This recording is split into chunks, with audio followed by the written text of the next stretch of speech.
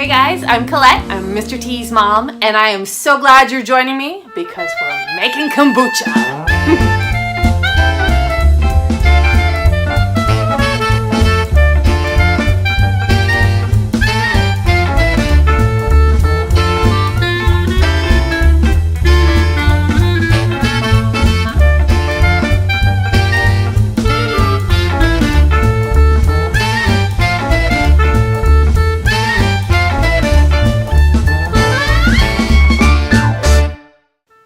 Okay, so if you're like, wait a minute, hold the phone, what the heck is kombucha? Kombucha is just a fermented tea. It starts with a sweetened tea base and you use something called a SCOBY. A SCOBY is a symbiotic culture of bacteria and yeast to ferment your tea.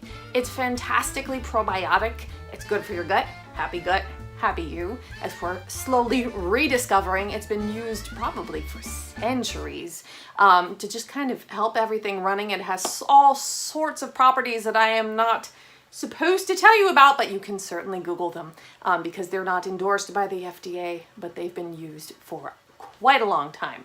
So I want to give you a look. This is a finished batch of kombucha, okay? And the little guy floating on the top, let's see if we can fish him out. He's hiding.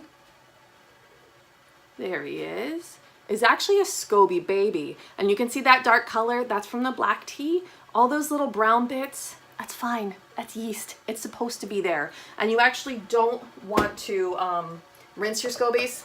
It's perfectly fine to leave them in there, although you do want to clean the containers out every once in a while. So what I'm going to show you today is called the batch brew, which means that I'm making about 4 to 6 cups at a time. If you're going to do continuous brew, we can do that too. But if you're just starting out, you want to do the batch brew because you want to give your SCOBY time to really develop and get healthy. So first what I'm going to do is measure out about a half a cup of my finished but unflavored kombucha, because that's what I'm going to use, a little bit more, as a starter tea for the next batch, okay? Now, because that's a baby, we're gonna put him into what I call the SCOBY Hotel. Ryan is terrified of this. Now look at all these SCOBYs I have, which means if you're local, you need to host a kombucha workshop so that you can go home with one, okay? So, and those will just live there. Every once in a while, I pour out some of the kombucha tea and put in some fresh. Oop, he doesn't want to come. Oh my goodness. Now you want to try to handle your SCOBY as little as possible, not because it's slimy, but just to keep it from being contaminated with anything.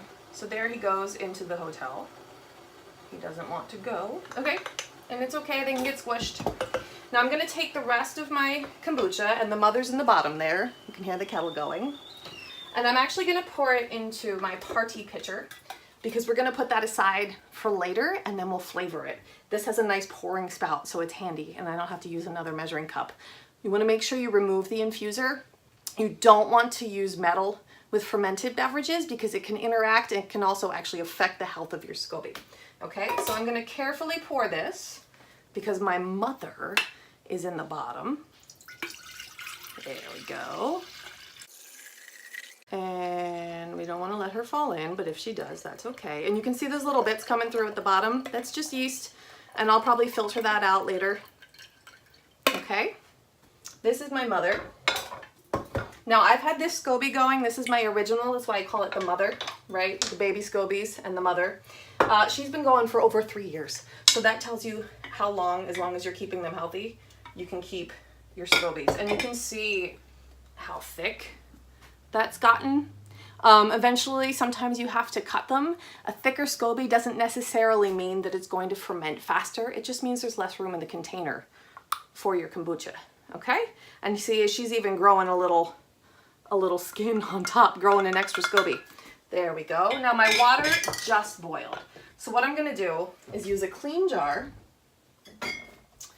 and into that jar, I'm going to add, first of all, you need your sugar.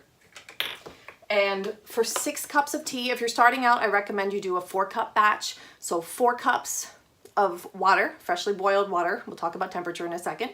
A 1/4 cup of sugar. You can use raw sugar. I do a blend of the raw and the the turbinado, so you get a little more mineral in there. The darker the sugar, the more minerals there are. And 2 tablespoons of loose tea. Now there's some recipes out there that'll tell you more tea, or they'll tell you to brew for longer. Just remember that a lot of those recipes that are popping up online were meant for bagged tea, and we're using loose. The ratios that I use were specifically designed for loose tea. It's from the Nourished Kitchen cook. I definitely trust her. Bagged tea is dry. It doesn't have all the oils, it doesn't have the tannins, it doesn't have everything that your tea needs to feed off of, okay? And if you're first starting off, the tea I recommend using is a black. First of all, because it's gonna give the most stuff to the SCOBY to feed it, but also it needs boiling water, so you don't have to worry about water temperature, okay? So I'm gonna use, because I'm doing 6 cups, I'm going to do 3 tablespoons. This is just an English breakfast. 1, 2, 3. Now you always want to use unflavored tea because you don't want anything else getting in there. It can affect your SCOBY, it can interact. And you do need to use a tea that comes from the Camellia sinensis plant, which means it has naturally occurring caffeine. Eventually down the road, if you have a well-established SCOBY, you can use rooibos tea. You usually want to blend it with either a black or a green, but it's kind of like putting your kefir grains into coconut. It needs to go back into dairy every once in a while to stay healthy. Your SCOBY needs the tea. Okay, now I'm going to measure out my 6 cups of water.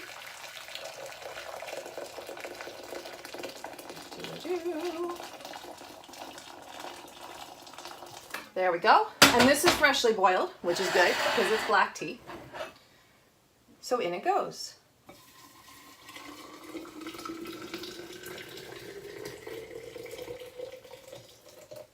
So I'm just going to stir that up, and then I'm going to get out my perfect tea timer.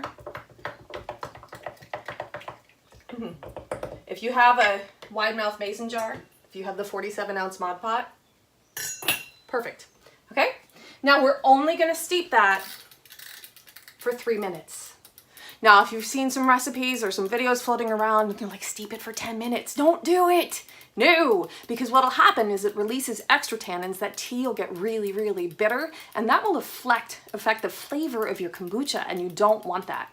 Okay, so all we're gonna do is let it steep, and then I'm gonna strain it back into the bigger container so that it can cool, because more surface area means it cools faster.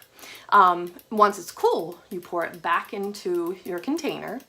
Add your starter tea. It has to be room temperature. You don't want to shock your SCOBY. You don't want it too cold. You don't want it too hot, right? Put your SCOBY in, add your starter tea, and then you're going to put it somewhere. Make sure it's out of direct sunlight. I just cover it with a tea towel. You want to filter it with something to keep fruit flies. I just use coffee filters because they work with the ring for the mason jars.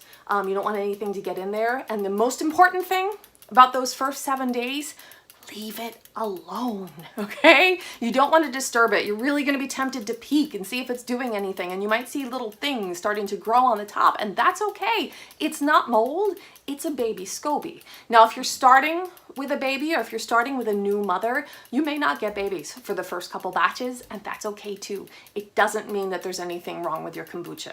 And if you're looking at your SCOBY and you're like, I don't know, is it moldy? I think a lot of times people mistake yeast or bubbles as mold, so make sure you do some Googling. There are some great resources online, and they have pictures to show you, is it mold or not mold, okay?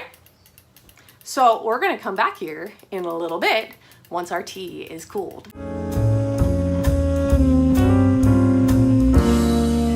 And we're back.